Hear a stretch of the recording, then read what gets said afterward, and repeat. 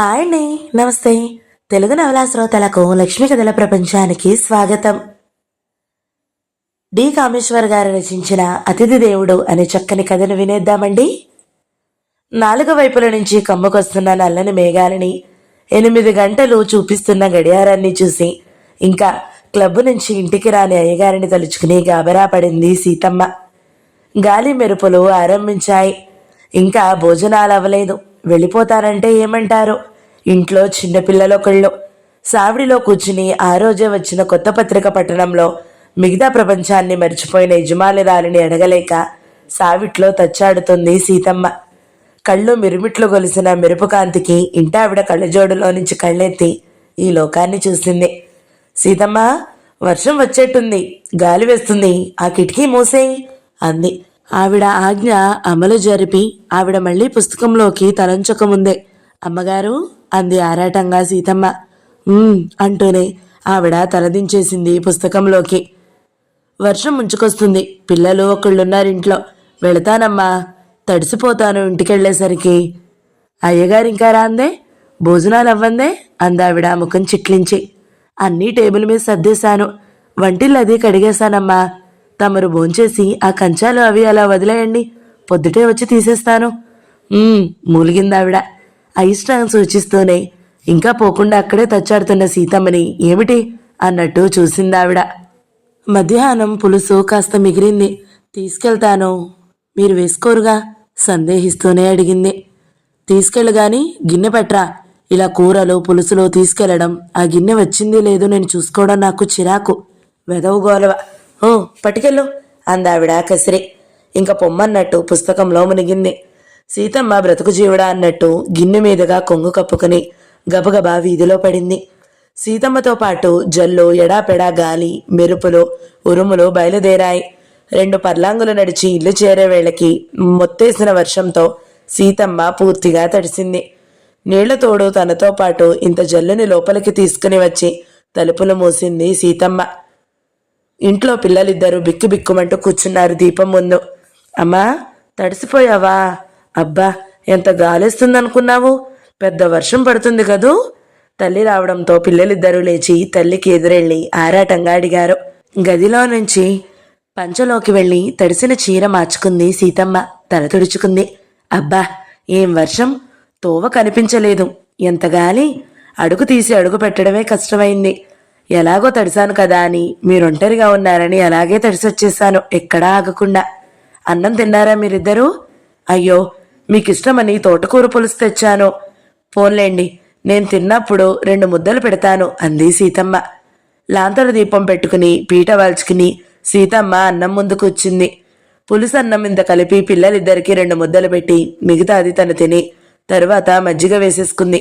అమ్మా, పచ్చడి వేసుకోవు అన్నాడు కొడుకు.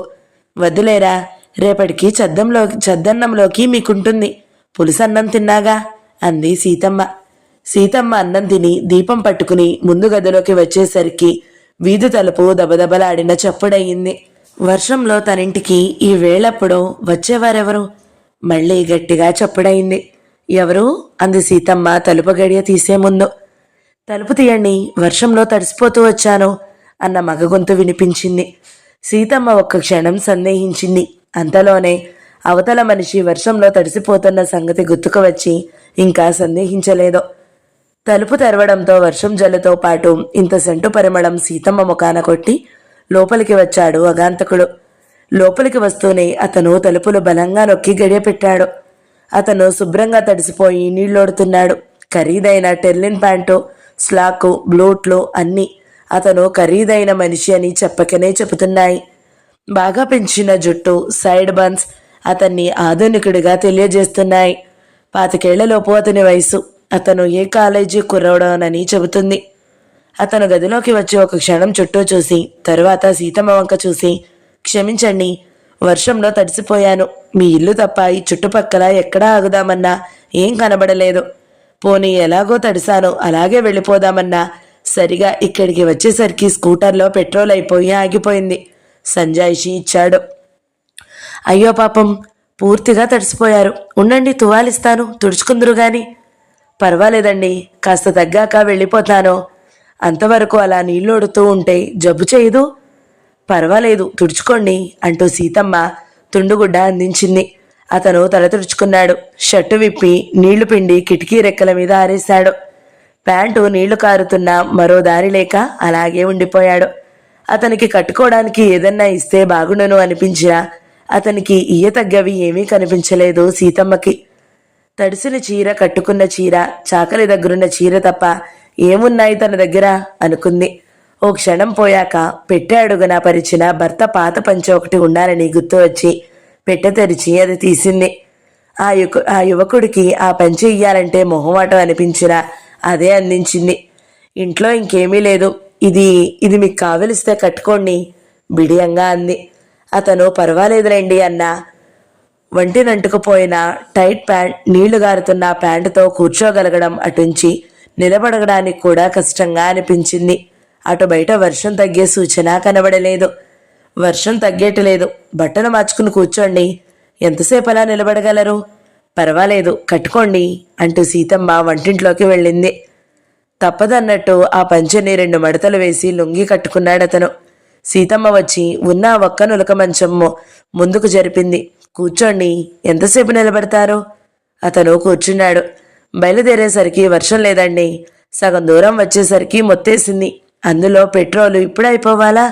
పాపం, అనవసరంగా మీకు ఇచ్చింది నొచ్చుకుంటూ అన్నాడు. ఇబ్బందికేముందులేండి, సీతమ్మ మొహమాటంగానే అంది. ఉన్నది ఒకటే గది. అపరిచిత యువకుడు. రాత్రి అతని ముందే కూర్చోలేక మానలేక ఇబ్బందిగానే ఉంది సీతమ్మకి.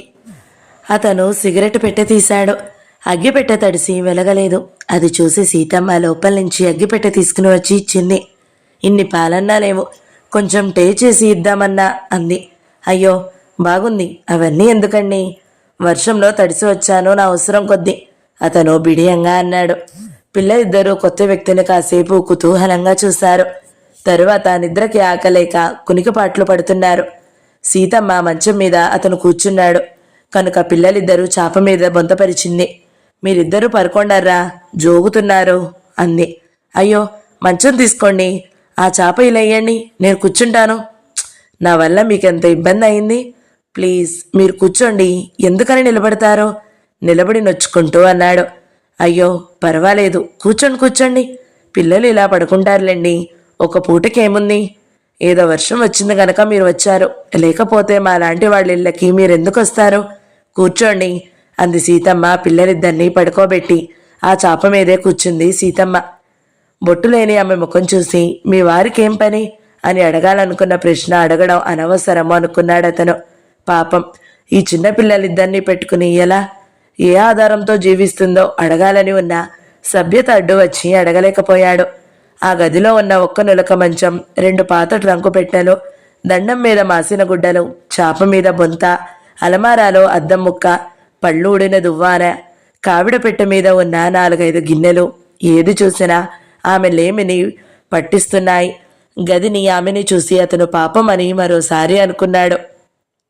సూటు బోటుతో గొప్పింటి బిడ్డగా కనిపించే అతన్ని చనువుగా మీ నాన్నకేం పని, ఏం చదువుకున్నావు, ఏం ఉద్యోగం చేస్తున్నావు అని అడగాలనుకున్న ప్రశ్నలని అడగలేకపోయింది సీతమ్మ.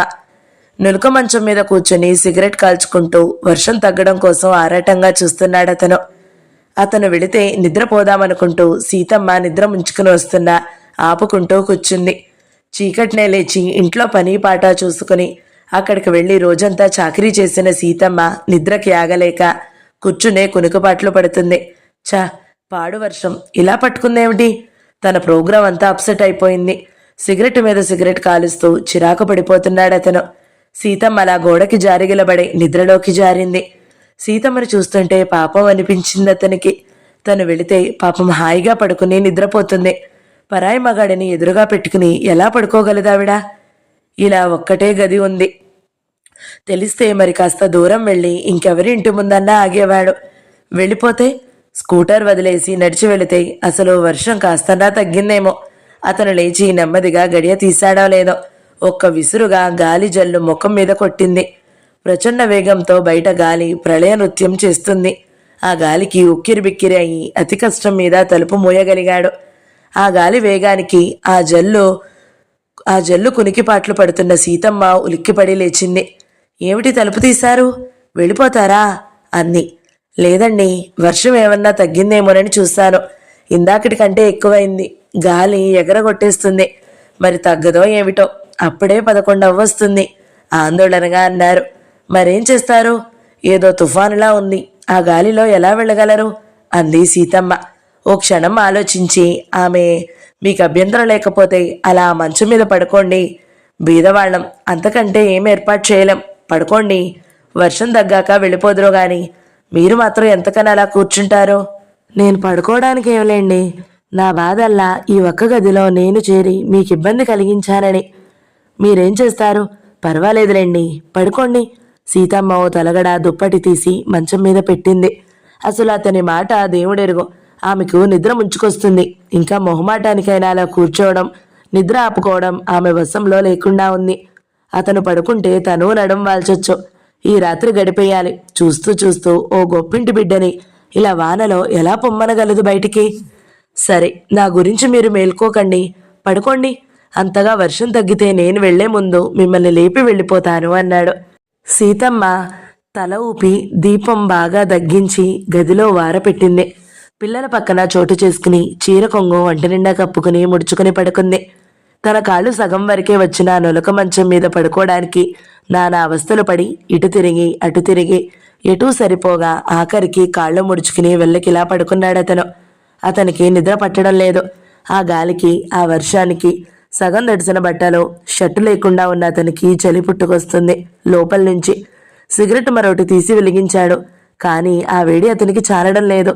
ఈ డట్టి వర్షం లేకపోతే హాయిగా ఈ పాటికి డాక్ బంగ్లాలో డల్లా పరుపు మీద నీలు కౌగిలిలో వెచ్చగా పడుకుని ఉండేవాడు. ఈ దరిద్రపు వర్షంతో పాటు స్కూటర్లో పెట్రోలు అయిపోవాలా? పెట్రోలు అయిపోకపోతే ఈ వర్షం కాదు ఏది తనని ఆపలేకపోయేది. వర్షం వస్తుందని మేఘాలు కమ్ముకొస్తున్నాయన్న భయంతోనే ప్రతిసారి కంటే తొందరగా బయలుదేరాడు తను. ఆ హడావిడిలో పెట్రోల్ సంగతి చూసుకోలేదు. పాపం నీలు ఒక్కత్తి ఎలా ఉందో అక్కడ. నీలు వచ్చిందో లేదో, అసలు ఈ వర్షానికి రాలేకపోయిందేమో. ఈ వర్షంలో ఏ టాక్సీ వాడు మాత్రం వస్తాడు? వస్తే ఒక్కత్తి దూరంగా ఉన్న ఆ డాక్ బంగ్లాలో ఎవరూ లేని చోట ఒంటరిగా ఎలా ఉందో ఏమిటో. కారు తీసుకురావాల్సింది. ఇంట్లో 2 కార్లు తగలడ్డా అవసరానికి ఎప్పుడూ ఉండవు. తండ్రి క్లబ్కి, అన్నగారు వదినగారు సినిమాలకి వేంచేశారు కదా. అసలు కారు తీసుకొస్తే ఎక్కడికి, ఎందుకు, ఎప్పుడొస్తావో అన్న ప్రశ్నలు వస్తాయని ఇలాంటప్పుడు కారు ముట్టుకొడతాను. స్కూటర్ అయితే తన రాకపోకలని ఇంటిలో పట్టించుకోరు. రాత్రి రాకపోయినా చదువుకుంటూ ఏ ఫ్రెండ్ రూమ్లోనో పడుకుని ఉండిపోయి ఉండొచ్చు అనుకుంటారు. ఆ అలవాటుతోనే స్కూటర్తో బయలుదేరాడు. వర్షంతో తోవ కనిపించకపోయినా, గాలి తోసిస్తున్నా అలాగే మొండిగా ఇక్కడి దాకా వచ్చాడు. పెట్రోల్ అయిపోకపోతే ఆ 2 మైళ్ళు అలాగే వెళ్ళి చేరేవాడు. వెళ్ళి హాయిగా నీలు అతను ఏం చేయడం ఇప్పుడు? నడిచి వెళ్ళగలడా ఈ వర్షంలో? ఇంకా 2 మైళ్ళుంది. వెళ్ళినా నీలు వచ్చి ఉండకపోతే? అతనికి చాలా చిరాగ్గా ఉంది. కింద నులక మంచం గుచ్చుకుంటుంది. తల కింద తలగడ కంపు కొడుతుంది. డల్లాపుల మీద పడుకునే అతని దేహం అక్కడ పడుకోనని మొరాయిస్తుంది. ఉన్ని రగ్గు లేక, నీళ్ళు లేక అతను చలితో వణికాడు. ఉన్న ఒక్క సిగరెట్టు తీసి వెలిగించాడు. ఆ గుడ్డి వెలుతురలో గువ్వ పిట్టలా ముడుచుకుని పడుకున్న సీతమ్మని చూశాడు. అలా చూస్తుంటే పాపం ఈవిడే డబ్బున్నావిడైతే మంచి చీరలు కట్టి ముస్తాబు చేసుకుంటే ఏ ఆధునిక యువతకి తీసిపోదు అనిపించింది. ఆ మాటకొస్తే నీలు అంత డబ్బుండి శరీరాన్ని పాలతో పళ్లతో పోషిస్తూ అందమైన చీరలు కడితే నీలు కంటే బాగానే ఉండొచ్చునేమో. పాపం. నిజమే, పాపం సీత. 30 ఏళ్లు నిండా లేకుండానే మొగుడు పోగానే వంటలక్క కాగానే సీతమ్మాయి కూర్చుంది. మొగుడు బ్రతికుండగా, మొగుడు గుమస్తా అయినా ఉన్న 2 పిల్లల్ని పెట్టుకుని ఉన్నంతలో అందరూ ఆనందంగా హాయిగానే ఉండేవారు. పచ్చగా ఒత్తైన నుక్కులు జట్టుతో సీత ఏ ఆభరణాలు లేకపోయినా కలకల్లాడే బొట్టుతో అందంగానే ఉండేది. సీత అందాన్ని చూసి కట్నం లేకుండానే పెళ్లి చేసుకున్నాడు. పెళ్ళయి పట్టుమని 10 ఏళ్ళు అవ్వకుండానే దురదృష్టం లారీ రూపంలో వచ్చి సీత భర్తని పొట్టన పెట్టుకుంది. నిండా 30 ఏళ్లన్నా లేని సీత, వెనకాల ఆస్తిపాస్తులే కాక ఆదుకునేవారు లేని సీత, ఆమె స్థితికి కంటతడి పెట్టుకున్నవారు తప్ప కంటనీరు తుడిచేవారెవరూ లేని సీత, 3rd ఫారం మాత్రం పాస్ అయిన సీత, ఒంటరిగా ఈ పిల్లల్ని పెట్టుకుని ఎలా బ్రతుకును భగవంతుడా అని ఏడ్చిన సీత, త్వరలోనే తన ఏడ్పు తనే ఏడవాలని గ్రహించుకుంది. గుండె దిటవ చేసుకుంది. భర్త ప్రావిడెంట్ ఫండ్, ఇన్సూరెన్స్ డబ్బు అన్నీ కలిపి 3,000 వస్తే ఆ డబ్బు చిల్లర మల్లరగా ఖర్చయిపోకముందే తలదాచుకోవడానికి ఓ గూడు అవసరమని ఆఫీస్ వాళ్లంతా చందాలు వేసుకుని ఊరికి దూరంగా చౌకగా దొరికిన స్థలాన్ని కొని ఇస్తే ఆ 3,000 పెట్టి ఆ గది వేసుకుంది. పంచదించి అక్కడ వండుకుంటూ గది కట్టుకోవడానికి మాత్రం సరిపోయిందా డబ్బు. గూడు ఏర్పడ్డాక రెక్కాడితే గాని డొక్కాడని పరిస్థితి ఏర్పడిందని తెలుసుకుంది. తన విద్య ఏ ఉద్యోగాన్ని ఇవ్వదని ఆమెకు తెలుసు. ఆమెకొచ్చిన విద్య అదే వంట. అదే ఆమె జీవనాధారమైంది. ప్లీడర్ గారింట్లో 30 రూపాయలకి వంటకి కుదిరింది. వాళ్ళు పెట్టిన భోజనం తింటున్నంతసేపు ఇంటిలో పచ్చడి మెతుకులు తినే పిల్లలు కనిపించి ఆ ముద్ద మింగుడు పడేది కాదు ఆమెకు. అమ్మా, నా పిల్లలతో పాటు కల్లో గంజో తాగుతాను, నాకు ఈ భోజనం వద్దు తల్లి, దాని బదులు డబ్బే ఇప్పించండి అని వేడుకుంది. వారిచ్చే 50, మధ్యాహ్నం పూట ఇరుగు పొరుగు చిన్నపిల్లలకి చదువు చెప్పి సంపాదించే మరో 25, మొత్తం 75 రూపాయలతో 2 పిల్లల్ని ఎలిమెంటరీ స్కూల్లో చదివించుకుంటూ ఎలాగో బ్రతుకు వెళ్ళదీస్తుంది సీత. మంచి రోజుల కోసం ఎదురుచూస్తూ. మనసులో బాధ, అలవాటు లేని శ్రమ, హఠాత్తుగా పైనబడిన వైదవ్యం అన్నీ కలిసి 30 ఏళ్ల సీతని సీతమ్మగా మార్చేశాయి. చలికి ఇంకా ముడుచుకుని పడుకున్న సీతమ్మని చూసి అతను జాలిపడ్డాడు. తనకిచ్చిన దుప్పటి ఆమెకు కప్పితే బాగుండును అనుకున్నాడు. తన చలి ఎలాగూ ఈ దుప్పటి తీర్చలేదు. కానీ ఆవిడ ఏమనుకుంటుందో. అతను లేచి విసుగ్గా కాసేపు కూర్చున్నాడు. మరోసారి పడుకున్నారు. ఒకసారి తలుపు కాస్త తెరిచి చూశాడు. ఇంకా తగ్గని వర్షాన్ని మరోసారి తిట్టుకున్నాడు. నిరుత్సాహంగా మంచం మీద వాలాడు. కాల్చడానికి సిగరెట్ అన్నా లేదు. దీపంలో కిరసనాలు అయిపోయిందో గాలికో గాని టపటప కొట్టుకుని ఆరిపోయింది. అతని గుండెల్లో నుంచి చలి పుట్టుకొస్తుంది. వేడి నీళ్ళు ఇచ్చే వేడి కోసం అతని మనస్సు శరీరం ఏకమై కలవరిస్తుంది. మంచి నిద్రలో ఉన్న సీతమ్మకి మంచి కల వచ్చింది. భర్త వచ్చాడు. వస్తూనే కింద పడుకున్న సీతని గట్టిగా కౌగిలించుకున్నాడు. 2 ఏళ్ల తర్వాత వచ్చిన భర్త కౌగిలిలో సీత కరిగిపోయింది. అతన్ని అల్లుకుపోయింది. అతని గుండెల మీద తల ఆనించి పరవశించింది. ఇన్నాళ్ళు నన్ను వదిలి ఎందుకు వెళ్ళిపోయారు అంటూ అనురాగంతో గుండెలకి హత్తుకుంది. అతన్ని చెంపలు నిమిరింది. జుట్టు సవరించింది. మంచం మీద పడుకుందాం రా సీత, ఇలా కింద పడుకున్నావేమిటి అంటూ ఆమెను లేవనెత్తి పొదుపుకుని తీసుకుని వెళ్ళి మంచం మీద పడుకోబెట్టాడు. 2 ఏళ్లుగా పురుష స్పర్శని ఎరుగని ఆమె దేహం అతని చేతిలో కౌగిలిలో కరిగిపోయింది. పరవశించిపోయింది. ఆర్తితో అతన్ని అల్లుకుపోయింది. మరెప్పుడూ విడిచి వెళ్ళకండే అంది. ఇలా ఇంత సన్నగా అయిపోయారేమిటి? నీ మీద బెంగ సీత, నీవు లేకుండా ఎలా ఉంటాను అన్నాడు భర్త. 2 ఏళ్ల తర్వాత ఆ రాత్రి తిరిగి ఆమెకి మొదటి రాత్రి అయింది. అమరసు కాలని చవి చూసి అలసిపోయిన ఆమె శరీరం విడుస్తే మళ్లీ కంటపడకుండా పారిపోతాడన్నట్టు అతన్ని హత్తుకుని అతని చేతుల్లో 2 ఏళ్ల తర్వాత తృప్తిగా, ఆనందంగా, హాయిగా ఆదమరిచి నిద్రపోయింది సీత. అమ్మా అమ్మా లే అమ్మా, కొడుకు కుదిపి పిలుస్తుంటే కళ్ళు విప్పిన సీతమ్మ తుళ్ళిపడి లేచింది. బయట బారెడు పొద్దెక్కింది. వర్షం తగ్గినా గాలి వేస్తుంది. ఇంకా రాత్రి వర్ష బీభత్సం సద్దుమడిగింది. ఆకాశం నిర్మలంగా ఉంది. చుట్టూ కాసేపు అయోమయంగా చూసింది సీతమ్మ. మీ నాన్నేరిరా, పొద్దున్నే ఎక్కడికెళ్లారు అంది. కుర్రాడు తెల్లబోతూ చూశాడు. నాన్నేమిటమ్మా, నాన్న చచ్చిపోయాడుగా. ఉలిక్కిపడింది సీతమ్మ. అవును, చచ్చిపోయారుగా, మరి రాత్రి ఎలా వచ్చారు? కల అది. కలే అయితే. తన్ను ఈ స్థితిలో చూసుకుని నిస్తరిపోయింది సీతమ్మ. కింద పడుకున్న తను మంచం మీదకి ఎప్పుడొచ్చి పడుకుంది? తన వంటి మీద జాకెట్టు మంచం కింద ఎలా పెళ్ళింది? చీర ఎలా ఊడిపోయింది? తన మీదకి ఈ దుప్పటి ఎలా వచ్చింది? అబ్బా, అమ్మ దగ్గర ఎంత మంచి వాసన వస్తుందో కదరా అన్నయ్య. నిన్న రాత్రి మన ఇంటికొచ్చిన ఆయన దగ్గర లాంటి వాసన కాదు అంది కూతురు అమాయకంగా తల్లి దగ్గర వేస్తున్న సువాసనని ఆస్వాదిస్తూ. మరోసారి ఉలిక్కిపడింది సీతమ్మ. అవును, అతనేమయ్యాడు? నిన్న వచ్చిన అతను ఎప్పుడు వెళ్ళిపోయాడ్రా? నన్ను లేపలేకపోయారా? కొడుకును అడిగింది. మేం లేచేసరికే లేడమ్మాయన. సీతమ్మకి ఏమర్థం కాలేదు. తెలియని ఏదో భయంతో ఆమె గుండెలు వేగంగా కొట్టుకున్నాయి. వంటికి అంటి పెట్టుకున్న సెంటు వాసన ఆమెని ఉక్కిరి బిక్కిరి చేస్తుంది. తనను తనగా లేనన్న సంగతిని శరీరంలో ప్రతి అణువు స్పష్టపరుస్తుంది. ఆమె శరీరం గజగజ వణికింది. చీర దగ్గరికి లాక్కొని లేవబోతుంటే కాళ్ళు వణికాయి. సీతమ్మ ముఖం ఎర్రబడిపోయింది. ఆమెకంతా అయోమయంగా ఉంది. ఆమె స్థితి ఏమిటో ఆమెకే అర్థం కావడం లేదు.